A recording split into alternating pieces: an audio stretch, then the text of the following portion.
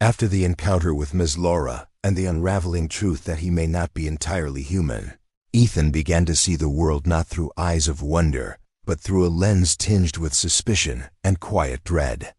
Each hallway seemed to hide a frequency just beyond hearing.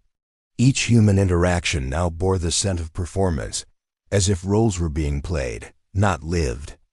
But the final thread unraveled not at school, not in labs or dreams, but in the apartment complex where his best friend Leo lived, in a place no one truly noticed. Until it was far too late.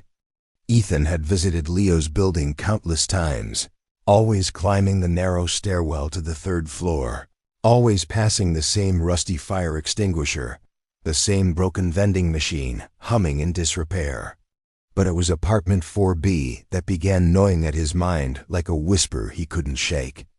It sat across from Leo's unit, its door always closed, its lights always off. The manager said it had been vacant for years. Plumbing issues, foundation cracks, permits pending.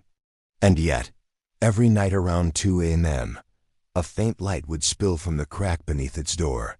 Not yellow, not warm, but pale and cold, like moonlight filtered through deep ocean water. One evening, while they were playing an old co-op shooter in Leo's dimly lit apartment, Ethan finally asked, offhandedly, "Hey, does anyone ever go in or out of 4B?" Leo paused. His thumb hovered over the controller. He blinked slowly, as if the question required more processing than it should.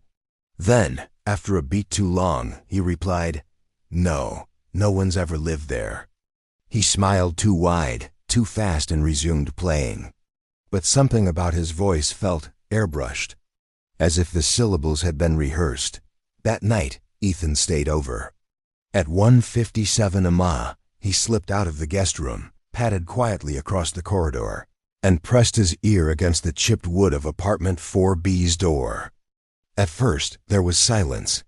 Then, a hum, low, vibrational, not a sound but a presence, like a frequency only nerves could interpret. And beneath that hum, whispers.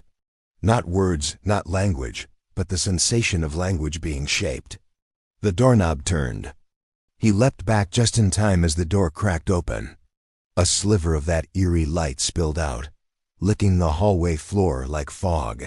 And there, framed in the opening, stood Leo. But not his Leo. This Leo was smiling too much. His head tilted slightly, but his eyes didn't move. They locked onto Ethan's with such unblinking precision that it felt less like a gaze and more like a scan. "You okay?" he asked, voice smooth as glass, perfectly inflected, but lifeless. Ethan managed a nod, heart pounding in his chest. The door closed. When Ethan confronted Leo the next morning, he laughed it off. "You dreamt that, dude." Leo chuckled, flipping eggs on the stove. "I was passed out." But the moment he turned his back, Ethan noticed. Leo's left hand no longer bore the scar from the time they'd climbed a fence in 6th grade. The little nick that had once defined a summer memory, gone, replaced. Later that day, Ethan knocked on the building manager's office. An older woman with thick glasses and a stack of Sudoku puzzles looked up lazily. "Hey," Ethan began, "about apartment 4B who lived there before. Anyone recently?" She furrowed her brow. "4B?" She pulled a thick ledger from her drawer, flipping pages that smelled of dust and mildew. After a long moment, she looked up again. "There's number 4B, she said casually. Ethan froze. "What do you mean?" "It's across from 4A Leo's apartment." She frowned. "Honey, Leo lives in 4B, always has." The words knocked the air out of Ethan's lungs. He turned and ran back upstairs. He stood before the door where Leo lived. The number on the door now read 4B, not 4AN, across the hall. No door. Just wallpaper, no knob, no seam. Like it had never been there. He stumbled inside, breath shallow, thoughts spiraling. Leo was sitting on the couch, headphones on, watching static flash across the screen. Not a movie, not a game, just static. His head turned slowly. "You all right?" He asked again, that same voice, polished, perfect, Dead. Ethan nodded numbly, stepped back outside, and walked across the hall. He ran his hands over the wall where the other door had been. Nothing, just drywall, seamless. But as he pressed his palm to it, he felt a warmth. Not from the building, from something behind it. A pulse, slow, alive. Like a machine trying to dream. That night he couldn't sleep. When he finally did, his dream placed him not in a house or school, but inside apartment 4B, or what it had once been. The walls pulsed like lungs. The ceiling was a night sky, swirling with fractured stars. In the center of the floor was a shallow indentation, a circle etched into steel, faintly glowing, a transfer site.